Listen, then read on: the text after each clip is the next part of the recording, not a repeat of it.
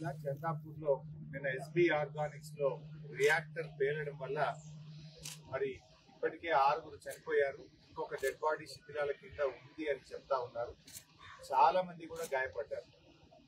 ఇది సంఘటన జరగడం చాలా దురదృష్టకరం. అయితే బాధ కలిగేటువంటి అంశం ఏంటంటే ఇటు చనిపోయిన మృతుల కుటుంబాలను కానీ క్షతగాత్రులైనటువంటి వారిని ఆదుకోవడంలో అటు కంపెనీ యాజమాన్యము ఇటు ప్రభుత్వము ఘోరంగా ఫెయిల్ అయిపోయారు. నేను ఈరోజు నిన్న సంఘటన తెలవగానే గౌరవ శాసనసభ్యురాలు సుద్దా లక్ష్మారెడ్డి గారు సంఘటన స్థలానికి వెళ్లి అధికారులందరితో కూడా మాట్లాడి యాజమాన్యంతో కూడా వారు మాట్లాడి సూచనలు ఇచ్చారు. కానీ దురదృష్టం ఏంటంటే నిన్న 2 మంత్రులు వచ్చి చూసిపోయారు తప్ప కనీస చర్యలు కూడా తీసుకున్నటువంటి పరిస్థితి. అండ్ ఈ వరుస సంఘటనలు జరుగుతూ ఉన్నాయి. ఇదే హద్నూర మండలంలో కోవాలెంట్ లో గత వారంలో ఒక సంఘటన జరిగి రియాక్టర్ పేలి 3 చనిపోయారు. ఇవాళ చందాపూర్ లో రియాక్టర్ పేలి 6 చనిపోయారు. పోయిన నెల పటాన్ చెరువు పాషమైలారం ప్రాంతంలో రియాక్టర్ పేలి అక్కడ కూడా కొంతమంది చనిపోవడం జరిగింది. వరుస సంఘటనలు జరుగుతున్నా కూడా ప్రభుత్వము కనీసం పట్టించుకున్నటువంటి పరిస్థితి లేదు. అంటే అధికారులు సరిగా తనిఖీలు చేయకపోవడం వల్ల, సంవత్సరానికి ఒకసారి ఆ రియాక్టర్ యొక్క పనితీరును పరిశీలించకపోవడం వల్ల ఇవాళ అక్కడ కొంతమంది కార్మికులు చెప్తున్నారు కాలం చెల్లిన రియాక్టర్ ను ఉపయోగించడం వల్ల ఈ సంఘటన జరిగింది అని అంటా ఉన్నారు. దీని వెనుక పూర్తిగా ప్రభుత్వం యొక్క అధికారుల యొక్క నిర్లక్ష్యం కనబడతాం. సరైనటువంటి చెకింగ్స్ చేయకపోవడం వల్ల, సేఫ్టీ మెజర్స్ తీసుకోకపోవడం వల్ల ఇవాళ పాపం అమాయకులైనటువంటి కార్మికులు చనిపోవడం జరిగింది.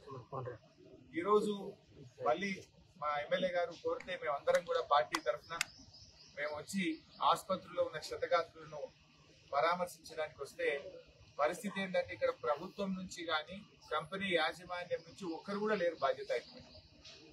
వాళ్ళని గాలికి వదిలేసినారు.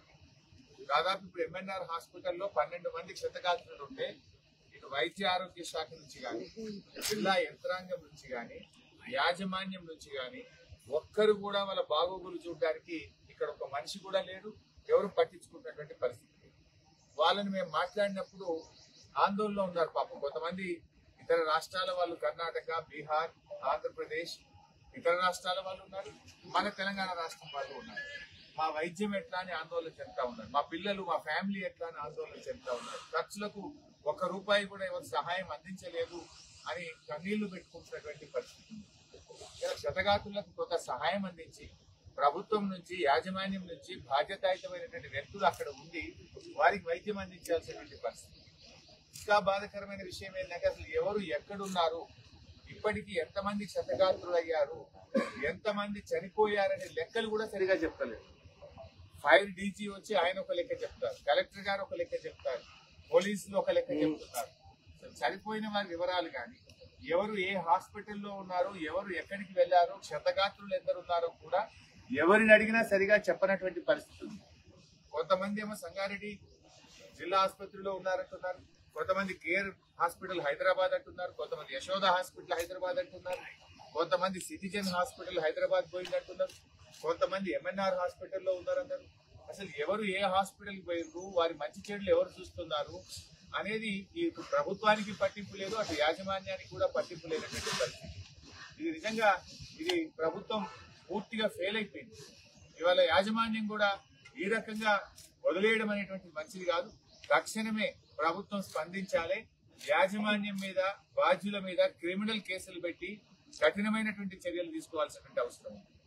అంతేకాకుండా చనిపోయినటువంటి కుటుంబాలకు కనీసం 50 లక్షల రూపాయల ఎక్స్గ్రేషియా తక్షణమే అందించాలని, క్షతగాత్రులకు 25 లక్షల రూపాయల చొప్పున ఎక్స్గ్రేషియా అందిస్తూ వారి కుటుంబాలకు ప్రభుత్వ ఉద్యోగం ఇవ్వాలని చెప్పి బీఆర్ఎస్ పార్టీ పక్షాన్ని డిమాండ్ చేస్తా ఉన్నాం.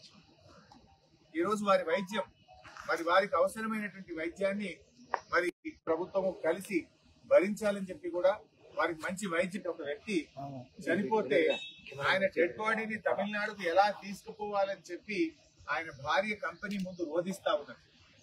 కొద్ది నిమిషాల క్రితం ఆమె ఏడుస్తా ఉంటే కూడా అటు జిల్లా యంత్రాంగం గాని, కంపెనీ గాని చనిపోయిన కుటుంబాన్ని పట్టించుకునే పరిస్థితి లేదు. ఒక అంబులెన్స్ ఇచ్చి వాళ్ళ ఖర్చులకు డబ్బులు ఇచ్చి ఒక అవసరమైతే ఒక మనిషిని పెట్టి ఒక అటెండెంట్ ను పెట్టి వారి స్వస్థలానికి డెడ్ బాడీ పంపాలి కదా. కనీసం డెడ్ బాడీ పంపడానికి కూడా అంబులెన్స్ లేదు.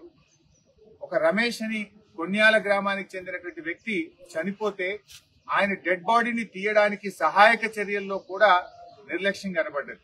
గ్రామస్తులందరూ కలిసి రాత్రంతా కుటుంబ సభ్యులందరూ కలిసి రమేష్ ఎక్కడున్నాడని వెతికి శిథిలాల్లో నుంచి అర్ధరాత్రి పూట ఆ డెడ్ బాడీని బయటకు తీసుకున్నటువంటి పరిస్థితి ఉంది. పోలీస్ అధికారులు కూడా ఆందోళనలో ఉన్నటువంటి కుటుంబ సభ్యుల మీద దురుసుగా ప్రవర్తించడం, లాఠీ చార్జ్ చేయడం, ఇది ఎక్కడి పద్ధతి అని నేను అడుగుతా ఉన్నాను. సహాయక చర్యలు చేసి మనోధైర్యాన్ని అందించి మంచి వైద్యాన్ని అందించాల్సినటువంటి వాళ్ళు పైగా దురుసుగా ప్రవర్తించి వాళ్ళ మీద లాఠీ చార్జ్ చేసినటువంటి సంఘటనను తీవ్రంగా మేము ఖండిస్తా ఉన్నాం. ఇలాంటి సమయంలో, దుఃఖంలో ఉన్న సమయంలో ఆదుకోవాలి, అండగా నిలవాలి, బాధ్యులమైన కఠినమైన చర్యలు తీసుకోవాలి, ప్రాణాలు కాపాడే ప్రయత్నం చేయాలి. మేము జిల్లా వైద్య ఆరోగ్య శాఖ అధికారులను అడిగితే అసలు ఎంతమంది గాయపడ్డారు, ఏ ఆసుపత్రుల్లో ఉన్నారంటే లెక్క చెప్పలేని పరిస్థితి ఉన్నది. ఇదేం పద్ధతి అండి? అందరినీ ఒక దగ్గర చేర్చి అవసరమైన వాళ్ళను ఇంకా వాళ్ళకి మెరుగైనటువంటి వైద్యం కోసం హైదరాబాద్ పంపించి వైద్యం అందించాలి.